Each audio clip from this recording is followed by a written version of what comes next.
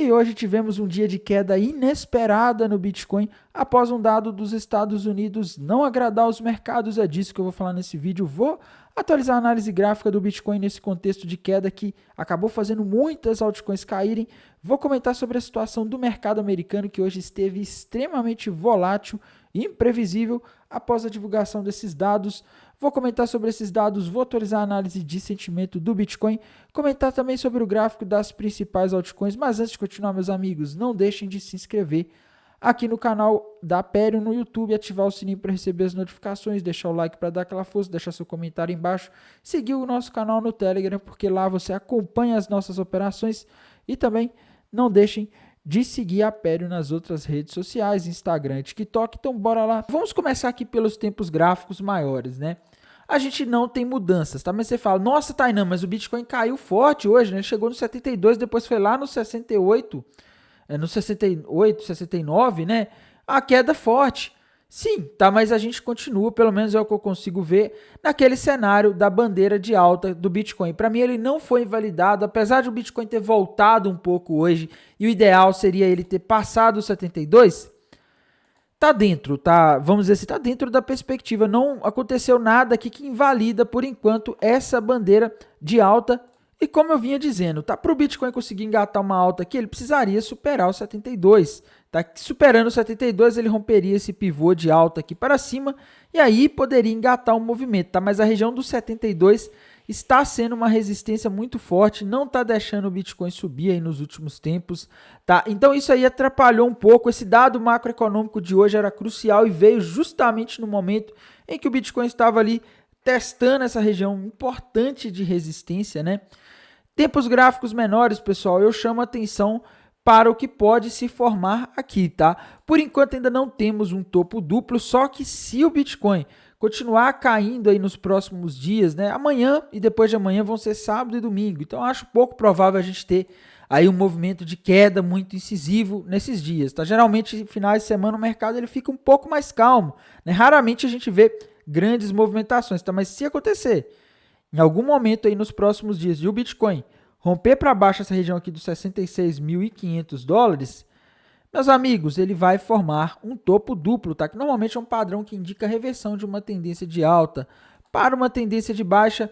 E o alvo desse topo duplo aqui, se a gente fizer uma projeção para baixo, seria na região dos 61, tá? Então, se o Bitcoin romper os 66 para baixo, se ele for ali nos 66.500, iniciar esse movimento, a gente volta para essa lateralização chata que a gente está tendo desde março, onde o Bitcoin fica nessa região de 72 e 60 mil dólares, tá? Então vamos torcer para isso não acontecer. E isso aqui é só um alerta, viu, pessoal? Ele ainda não rompeu. Como eu disse, ainda segue o cenário da bandeira de alta, mas está difícil ver padrões gráficos aqui explicando, por exemplo, esse movimento de queda de hoje, tá? Foi tudo muito rápido. Na minha visão, galera, esses movimentos no mercado de hoje ocorreram por causa do mercado americano, tá? Como você sabe, o Bitcoin acompanha bastante o mercado americano. Hoje em dia a gente tem ETFs aí, spot nos Estados Unidos, que fazem com que uma boa parte do volume do mercado de criptomoedas, principalmente do Bitcoin, venha de lá, tá? E vejam o que aconteceu, meus amigos. Hoje foi um dia extremamente volátil, tá? Às 9h30 da manhã, o SP500, as bolsas americanas, simplesmente despencaram, tá? Depois disso, elas começaram a subir de novo, o Bitcoin até subiu junto ali na hora, e depois elas começaram a cair novamente, principalmente ali a partir das 3 horas da tarde, que foi justamente o horário em que o Bitcoin também começou a sofrer aquele dump lá, que acabou batendo nas altcoins e fazendo elas caírem, tá? Então, o que está acontecendo? Por que o mercado está agindo desse jeito hoje? Para mim, a explicação para tudo isso está nos dados macroeconômicos que foram divulgados nessa sexta-feira, às 9h30 da manhã. O horário que eu mostrei agora há pouco foi o horário em que o Bitcoin sofreu a queda mais forte, as bolsas americanas sofreram a queda mais forte, né? Não o Bitcoin sofreu a queda mais forte de tarde, né? Mas o que aconteceu, meus amigos? Como eu havia dito para vocês, a gente teria 3 dados extremamente importantes sendo divulgados relacionados ao mercado de trabalho dos Estados Unidos. E a expectativa dos investidores, galera, era que a gente tivesse aí o dado do mercado de trabalho mais fraco, tá? Porque nos últimos dias a gente teve dados mostrando o mercado de trabalho perdendo tração, mas não, meus amigos, o que aconteceu foi, a gente teve um aumento maior do que o esperado no salário hora nos Estados Unidos, tá? Que geralmente indica um sinal de que a gente pode ter inflação, tá? A expectativa do mercado era que houvesse um crescimento de 0,3% no salário hora. Em maio, nos Estados Unidos, ele cresceu 0,4%, tá? Acima dessa expectativa de 0,3%, e o dobro do que cresceu em abril, que foi 0,2%, tá?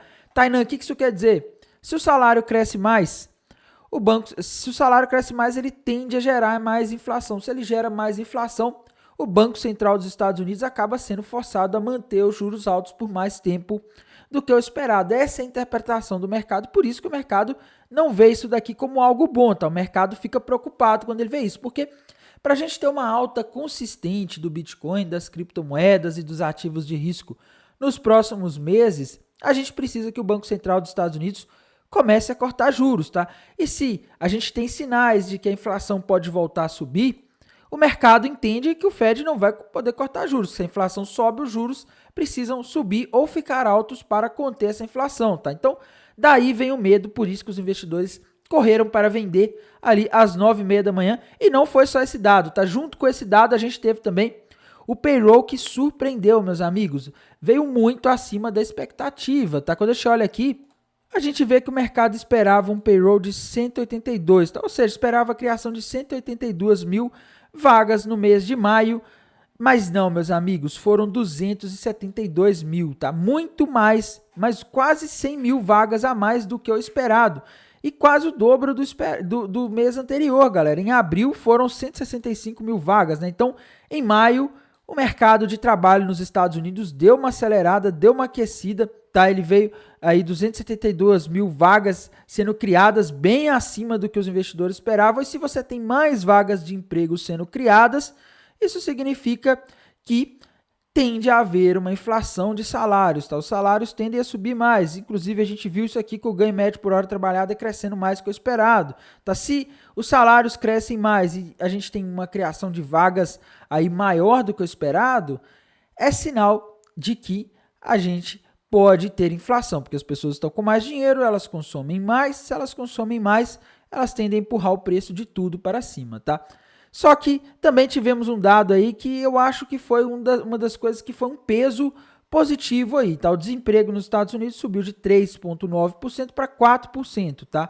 A interpretação que eu tenho aqui é o seguinte, pessoal, a gente vem tendo aí um aumento no desemprego nos últimos meses nos Estados Unidos, né? Porque a economia dos Estados Unidos está dando sinais de que ela está desaquecendo, né? Embora pareça contraditório a gente ter aqui um aumento no desemprego e um aumento também na criação de vagas, a explicação disso é que talvez esse número de vagas criadas aí não seja suficiente para, vamos dizer assim, compensar aquelas pessoas que foram demitidas, tá? Que a gente está vendo quantidade de empregos criados, a gente não está vendo quantidades de pessoas demitidas, tá? Então, é uma situação que mostra que o mercado de trabalho está perdendo força, mas ficou aquela coisa, né? Ficou aquela dúvida no ar. Eu acho que o pior para os mercados, da forma como esse dado veio, foi que criou-se uma expectativa. O mercado começou a precificar que, por exemplo, a gente poderia ter esse payroll vindo bem abaixo da expectativa hoje. Isso porque na quarta-feira, principalmente, a gente teve ali a variação de empregos privados, ADP, lá dos Estados Unidos. A expectativa do mercado era a criação de 173 mil vagas no setor privado e vieram 152, tá? Muito menos do que os 188 de abril. Então o mercado já começou a ficar animado, né? A gente lembra até que na quarta-feira o mercado deu uma animada como um todo, tá? O mercado subindo e tal. E aí, hoje veio esse susto, né? Essa quebra de expectativa. O mercado achando que o payroll ia vir ruim, mostrando que a economia dos Estados Unidos estava enfraquecendo. E isso significaria que o Fed poderia cortar os juros logo, mas não, tá? O que aconteceu foi o contrário. A gente foi surpreendido aí com uma criação maior de vagas e isso faz o mercado entender que talvez o Fed não possa cortar os juros, tá? Mas, galera, eu penso que em termos de dados macroeconômicos, o mais importante vai ser a semana que vem. Meus amigos, olhem a semana que vem, tá? Olha a quarta-feira da semana que vem. Segunda-feira a gente não tem nada, terça-feira a gente tem inflação da China, é relativamente importante, tá? Mas quarta-feira, galera, a gente vai ter a inflação dos Estados Unidos, o famoso CPI de maio, tá? O mercado vai estar aguardando, ansioso, para ver como que veio esse CPI de maio, até porque relativo a maio a gente teve vários dados macroeconômicos fortes recentemente, tá? Inclusive esse payroll de hoje, o crescimento do salário médio por hora trabalhada, a gente também teve crescimento de outros dados aí, PMIs, alguns indicadores vieram fortes em maio, mostrando a economia dos Estados Unidos ganhando força em maio, e o mercado quer saber na quarta-feira, e aí, será que esse CPI, que foi o que andou dando susto nos mercados aí nos últimos meses, ele vai vir dentro da expectativa na quarta-feira? O mercado está extremamente ansioso. Lembrem-se do que eu falo aqui, pessoal. Toda vez que a gente tiver dados de inflação, falas de dirigentes do Fed, do Banco Central dos Estados Unidos, ou dados do mercado de trabalho, vão ser dias decisivos. E, como se não bastasse, na quarta-feira a gente vai ter tudo isso junto, tá? A gente vai ter dado do CPI, da inflação dos Estados Unidos na parte da manhã, e justamente o dado que vem assustando o mercado. E na parte da tarde, às 3 horas da tarde, a gente vai ter Fed.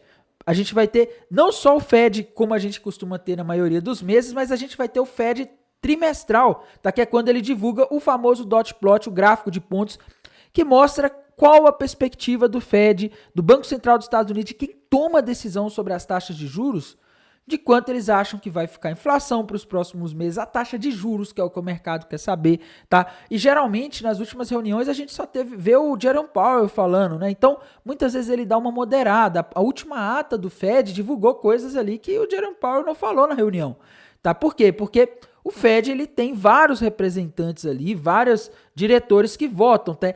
E nessa projeção econômica aqui, que é divulgada no dot plot, vem justamente essas posições dessas pessoas. O que elas estão votando? Elas acham que a inflação vai ficar mais longe da meta, mais perto da meta.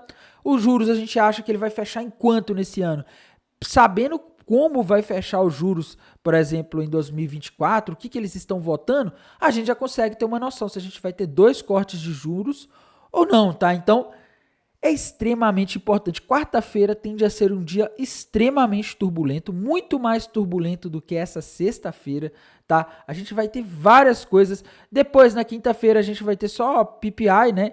E na sexta-feira a gente vai ter relatório de política monetária do Fed, tá? Então, semana que vem, meus amigos, de terça-feira para frente, vira uma semana bastante conturbada. E eu já vou até explicar como eu estou me planejando para posicionar aqui. Tenho que atualizar também o trading da Flock, tá? Onde eu tomei um stop loss hoje, tá? Indo aqui para análise de sentimento, pessoal, a gente tem aí algumas mudanças, tá? A gente vê que o long short ratio começou a subir bastante hoje, foi para 1.7 lá na corretora Binance, né? Só que isso foi acompanhado de uma queda no open interest, tá? Ou seja, foram posições sendo fechadas, pessoas sendo liquidadas, pessoas fechando posições aí. Ele não subiu porque a gente está tendo aí um monte de gente apostando na alta, tá? Então isso aqui é um pouco tranquilizante, isso indica que não há um sinal forte de que o Bitcoin vai despencar mais por enquanto, tá? É um sinal até de que talvez ele venha a ficar parado no final de semana, como fica na maioria, porque quando você tem uma diminuição no open interest, significa que a liquidez está diminuindo. Se a liquidez está diminuindo, você tende a ter menos movimentações relevantes no mercado, tá? Mas essa é a situação, o pessoal fechou posição e nos mapas de calor a gente tem coisas extremamente reveladoras que aconteceram. Quando a gente vai aqui para o Liquidation Rich Map da Highblock, meus amigos, olhem o que aconteceu. Não sei se vocês se lembram, tá? No vídeo de ontem eu havia dito que tinha bastante liquidez para o Bitcoin lá na região dos 72 mil dólares, né? Que tinha também nos 68, mas estava mais fácil ali ele buscar dos 72, que era a região que tinha mais liquidez, tá? E olhem o que aconteceu, o Bitcoin foi justamente lá nos 72 mil dólares, onde estava recheado de liquidez das pessoas que estavam apostando na queda do mercado, pegou aquela liquidez, liquidou aquela galera e depois disso ele foi justamente no ponto onde tinha liquidação dos que estavam apostando na alta, tá? Então hoje foi o dia que a gente chama no mercado, aconteceu aquilo que a gente chama no mercado de violinada, né? O mercado, ele fez igual aquele movimento que o violinista faz para um lado e para o outro, tá? O mercado jogou para um lado e para o outro e pegou o stop e a liquidação de muita gente aí nessa brincadeira, tá? E agora, galera, eu vou atualizar aqui de novo o mapa de calor para a gente ver se temos novos pontos aí com muita liquidez, tá? E o mapa de calor tá até meio vazio aí depois desse movimento, tá? O Bitcoin simplesmente liquidou geral aí, liquidou a maior parte do pessoal que estava com ponto de liquidação e agora a gente não tem novos pontos com bastante liquidez, tá? Surgiu bastante ali, um pouco ali no 73.500, surgiu um pouco lá no 64 também, mas assim, não é uma quantidade relevante de liquidez a ponto da gente poder falar, olha, tá com muita cara que vai no 74 ou no 64. Não, tá, já pegou, hoje foi o dia assim que realmente tirou muita gente do mercado, inclusive eu, tá? Já vou mostrar meu trading da Flock, o que que aconteceu. Mas antes disso, pessoal, vou mostrar aqui para vocês o gráfico da Ethereum, tá? Quando a gente vai para o gráfico da Ethereum aqui, a gente tem essa situação aí de queda também, tá? A queda do Bitcoin pegou a Ethereum, né? Quando a gente vai aqui para o gráfico diário da Ethereum, a gente vê a perspectiva aí de um prazo um pouco maior, a Ethereum ainda tem aquele cenário daquela cunha descendente rompida para cima, que é um padrão altista, indica que a Ethereum pode ir lá nos $4.400, tá? Mas o que aconteceu hoje não foi muito bonito, né, pessoal? Quando a gente vai aqui para os tempos gráficos menores, não tá bonito isso daqui, tá? Vou colocar aqui no gráfico de 1 hora para vocês verem o que tá acontecendo. Tá a Ethereum praticamente aí testando o suporte mais importante dos últimos dias. Essa região aqui dos $3.650 é a região que segurou a Ethereum aí nos últimos dias, tá? Vejam que as últimas vezes em que a Ethereum bateu nessa região, ela subiu, né? Se ela subiu nas últimas vezes em que ela bateu nessa região, é sinal de que ela tende a segurar, tá? Então a Ethereum aqui agora está na beira do precipício. Ela não pode perder esse suporte aqui de curto prazo, senão ela pode iniciar um movimento aí de correção, tá? Ah, Tainan, mas você disse que o gráfico maior, né? O gráfico diário está mostrando alta? Sim, tá? Mas os eventos macroeconômicos, os eventos aí de liquidação do mercado estão mandando mais nos últimos dias, viu? Ainda mais que a Ethereum está aí andando de lado, né? Quando o ativo está andando de lado como a Ethereum está, o volume de negociação muitas vezes cai e isso aí facilita para movimentos grandes por causa de qualquer compra ou venda, tá? Então, o Ethereum não pode perder ali os $3.650 de jeito nenhum, tá? Outra criptomoeda aí que a gente tem que atualizar o gráfico, pessoal, vou falar da Flock de uma vez aqui, tá? Ontem, para quem não sabe, né, para quem não viu meu vídeo ontem, eu justamente ontem comecei a montar uma posição na Flock, né? Eu vi que ela estava ali iniciando um rompimento de topo histórico nos últimos dias, já estava de olho nela desde a segunda-feira, tá? Ela foi lá, rompeu o topo histórico, começou, só que hoje, aí quando ela, ontem, né, naquela quedinha que ela teve nos últimos dias aí, eu aproveitei para começar a montar a posição, tá? Mas não deixei um stop longe demais também, né? Porque eu sabia que hoje a gente teria esse dado macroeconômico e poderia surpreender, tá? E a Flock foi lá justamente no meu stop, né, galera? Foi até abaixo, tá? Tá até abaixo, tá na região aqui onde estava o meu stop, tá? Mas, enfim, ela pegou o meu stop e me tirou, tá? Então eu comprei a Flock ontem e ela acabou me tirando da posição.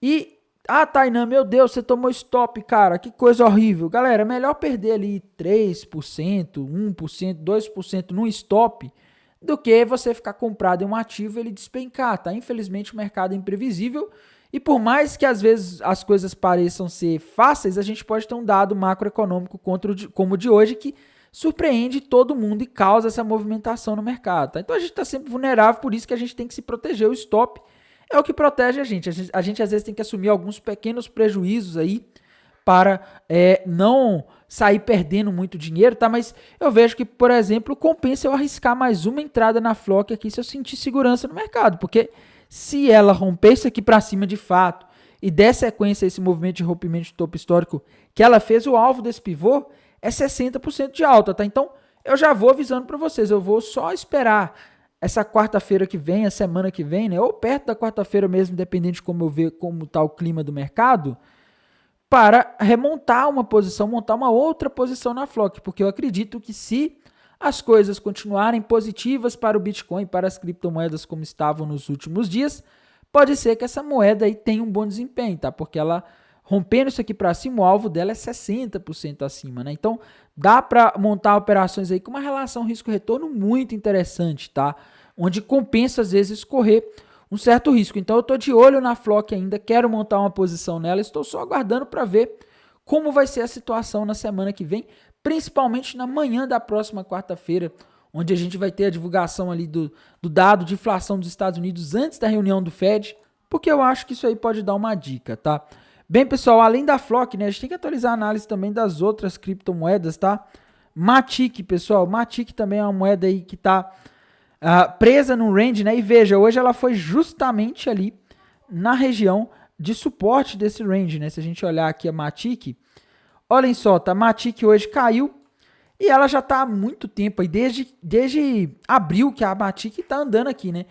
Bate ali nos 75 centavos, cai. Bate nos 65, sobe. Bate nos 75, cai. Bate nos 65, sobe. E tá nisso aí, galera, desde abril, que a Matic vem repetindo esse comportamento. A gente diz aqui na análise gráfica que ela está dentro de um range, né? Ou uma faixa aqui de preços em que ela fica andando, tá? Hoje ela bateu aqui na mínima, né? Ela bateu na parte aí inferior, tá? Caiu forte aí também. No dia, se a gente pegar aqui da máxima até a mínima, a Matic chegou a cair aí 15%, meus amigos. Incríveis 15%, tá? Mas a minha visão, a análise gráfica dela não mudou muita coisa. Para mim, ela continua na mesma situação dos últimos dias. Ou ela tem que romper para cima a região ali dos 75 centavos de dólar, tá? Para ir para cima, ou romper para baixo os 65. Quando ela não romper nenhum dos dois, não muda muita coisa, tá? A Polkadot também estava numa situação aí parecida nos últimos tempos, tá? Quando a gente vai aqui para o gráfico da Polkadot, aconteceu exatamente a mesma coisa, né? O que muda aqui na Polkadot é que o preço superior que ela tem que romper é 7,50 e o inferior é 6,50, tá? Enquanto ela não romper nenhum dos dois, ela tende a ficar aí nessa paradeza aí, nessa faixa de preços, tá? Outra criptomoeda aí importante que a gente tem que falar, pessoal, Chainlink, tá? Chainlink, eu já não estava com muita esperança nela depois que ela bateu o alvo ali daquele fundo duplo, né? E bateu o alvo também hoje daquele topo duplo que ela tinha formado aí nos últimos dias, tá? Então, para Chainlink agora estamos sem novidades, sem padrões novos, teremos que esperar aí para ver ela formar algum outro padrão gráfico, tá? Vejam que bateu certinho, né? Ela, é lógico que caiu um pouco mais, na hora do pânico as altcoins sempre fazem isso, né? Mas vejam que bateu aqui e parou, né? O alvo desse topo duplo que a gente tinha aí no gráfico de 1 hora nos últimos dias, tá? A Solana, pessoal, Solana também, outra criptomoeda aí relevante do mercado, o pessoal sempre quer saber dela, caiu forte também, e a Solana eu já não estava sentindo muita confiança no gráfico dela nos últimos dias, né? E aí vem esse dado com o mercado de trabalho nos Estados Unidos aquecendo mais do que o esperado, aí derruba a Solana, derruba tudo, tá? Então a gente está nessa situação aí. A gente ainda tem ali na Solana essa cunha descendente, mas o gráfico dela tá bem feio, tá? O gráfico dela não tá animando tanto igual estava alguns dias atrás. Tem que falar aqui também da BNB, né? A Binance Coin tava interessante, né, galera? A Binance Coin tava rompendo ali um triângulo ascendente nos últimos dias, rompendo o topo histórico também, tá? Então a Binance Coin tá numa situação muito interessante. E galera, Binance Coin para mim tá legal, tá? Quando a gente olha aqui a Binance Coin em termos de queda hoje, caindo 4%, né? Comparado à maioria das altcoins, por exemplo, a Matic que caiu 15%, pô, a Binance Coin tá bom demais, né? Tá muito boa. E o alvo para a Binance Coin segue ali na região dos $800, tá? Inclusive, galera, a moeda aí que se eu for montar posições compradas nos próximos dias, eu pretendo fazer isso na Binance Coin, porque ela tá muito forte, muito mais forte do que a média das outras criptomoedas do mercado aí que não estão, as outras altcoins não estão conseguindo performar bem, galera. Enquanto a Binance Coin, ela rompeu o topo histórico, ela não tem resistências fortes aí pelo caminho, ela tem um espaço enorme ali para descobrir novos preços, tá? Então, para mim, a Binance Coin, apesar da queda de hoje, ela se comportou muito bem, ainda mais nesse contexto de queda, né? Então, a Binance Coin para mim tá interessante, tá? Temos que ver aqui também a ADA Cardano, né, que é outra moeda aí que o pessoal sempre quer saber, e a ADA Cardano tá numa situação parecida aí com a Matic e com a Polkadot, tá? Qual que é essa situação, Tainan? Ela tá no range, ela tá numa faixa de preços ali em que ela simplesmente não sai, tá? Ela bate ali nos 50 centavos, cai para a região dos 40 centavos. Depois sobe para os 50, cai para os 40 e tá nessa mesma aí, já tem desde abril, tá? Então, enquanto a da Cardano ou romper 50 para cima ou romper 40 para baixo, acho que vai ficar nessa faixa de preço aí. Cai para um, sobe para o outro, tá? E fica uma situação aí meio chata de operar, na verdade, né? Porque a gente não tem aí muita coisa o que fazer nesses momentos, a não ser ficar operando lateralização, que eu não gosto, tá? Porque muitas vezes o mercado faz armadilhas terríveis aí dentro dessas lateralizações, tá? Então, essa é a situação que eu estou vendo aqui no mercado, pessoal. Acho que agora a gente vai ter que esperar quarta-feira que vem, tá? Não tem jeito, não dá pra gente querer se animar demais, né? Igual a gente estava animado nos últimos dias aí com os dados, porque O dado do mercado de trabalho de hoje, ele já mostrou que a gente pode ter alguma coisa aí que a gente não espera na quarta-feira. E é melhor a gente esperar e ver como é que as coisas vão ficar, né? Eu agora estou só com a posição no Bitcoin mesmo, tá? De trading. Não abri novas posições, porque eu sei que se eu abrir aqui, e ela já está protegida no Bitcoin, tá? Então eu tô meio que tranquilo no Bitcoin. Eu sei que se eu abrir uma posição aí até quarta-feira, eu posso tomar aí algum stop, perder algum dinheiro de bobagem, tá? Bem, pessoal, no mais, vou mantendo vocês atualizados aqui pelo canal Criptográfico, lá pelo canal no Telegram. Desejo a todos aí uma excelente noite de sexta-feira, um excelente final de semana. Até mais, tchau!